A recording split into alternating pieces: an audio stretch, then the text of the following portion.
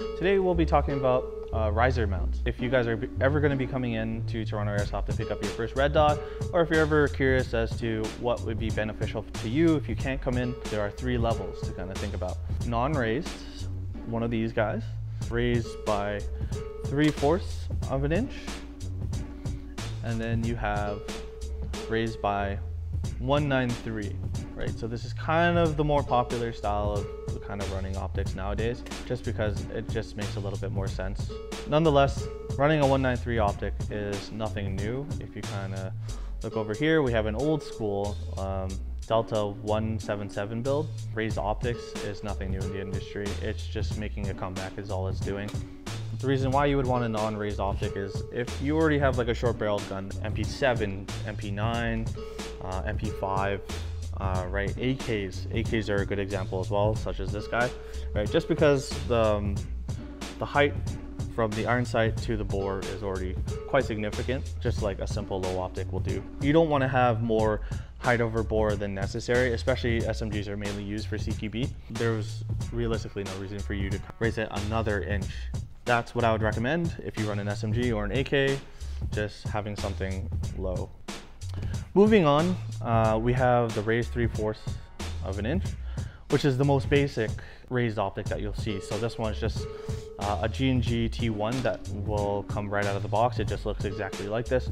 The upsides of this guy is pretty much if you're already used to having iron sights or using iron sights and you just want to be a little bit more quicker on the dot, rather than just trying to find the rear sight, align it with the front sight, you just want something super simple to just kind of do.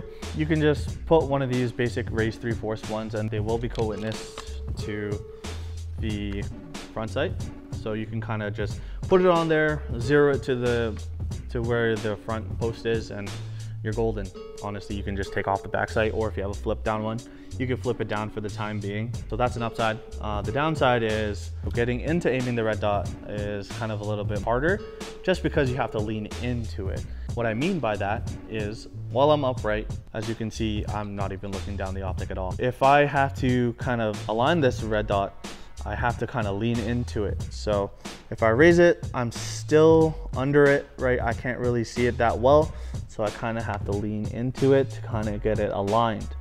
So now I'm aligned with it. I can see my front and rear sight. I can see the red dot, and I'm ready to go, right? But as you can see, I'm hunched over. I'm in a very natural position. So what happens is, if you're going to be holding it for a prolonged amount of times, so let's say if you're at a Mil-Sim or you're in even a 15-minute game, holding this stance with all the gear, so all the magazines, your plate carriers, your helmet, it's really hard to do. Unless you're like super jacked and all for it, right?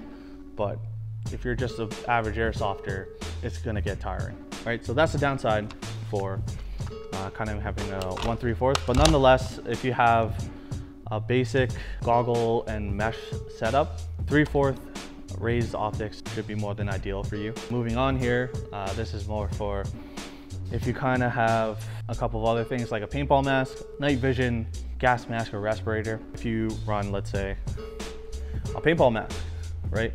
So these 193s will actually help a lot more than these 3/4 raised ones. You don't have to dip your head or anything. You can just bring it to you. So for comparison, 193 versus our 3/4 riser. As you can see, it barely looks like it'll make a difference, but in all honesty, it makes a whole lot of difference. The more modern day fighting stance is pretty much standing upright like a boxer. For the 193s, all you realistically have to do is raise the gun, right? As soon as you raise the gun, the optic's to your eye, right? Just doing one of these, I don't have to do like these unnecessary movements of hunching down every single time I need to get on target. I've ran Avon gas masks, I've run like the Soders, like the OptiCore Soders. I didn't have any issues with these guys. But the 3/4 raised ones, I had to kind of cant the gun, which is what you don't want to do. You're changing the trajectory of the gun, and not only that, the zeroing of the gun goes different too. Personally, I like 193s. They're pretty cool. Or if you have like an old school build, you can do, you know, Black Hawk down if you want to, or like old school Delta builds, right? And they're just cool, and in my opinion, they're just a little bit more effective for like airsoft nowadays.